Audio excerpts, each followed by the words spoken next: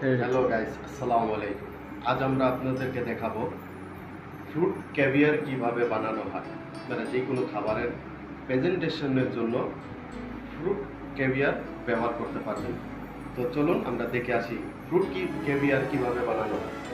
তো আমরা নিয়ে নিয়েছি এখানে একটা পাইনাপল, কুচি কুচি করে কেটে নেবেন কিউব করে সুন্দর করে। এখন দিয়ে দিলাম একটু সল্ট, তারপরে ব্লেন্ডার করে জুস বের করে নিব। জুসটা এইভাবে ছেঁকে নেবেন ভালো করে।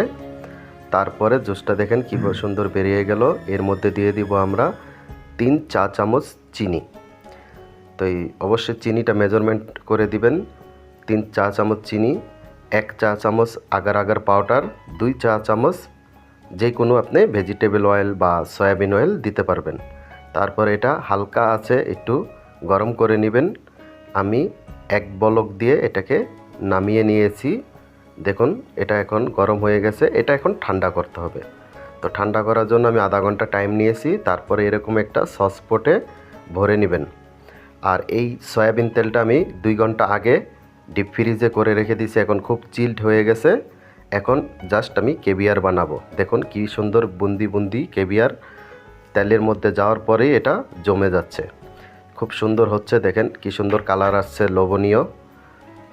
এভাবেই আপনি দেখবেন, ছেঁকে নেবেন। তারপরে দেখবেন কি সুন্দর কালার আসছে, কি সুন্দর লোভনীয় লাগতেছে। আমি এটাকে একটু টেস্ট করে নিব, দেখে নিব কেমন হয়েছে। ওয়াও, খুব জোশ হয়েছে, খুব সুন্দর হয়েছে এই কেভিয়ার। এখন আমি জাস্ট ব্রাউনি চকলেটের সাথে এটাকে সার্ভ করব। আপনি যে কোনো খাবারের সাথে সার্ভ করতে পারবেন।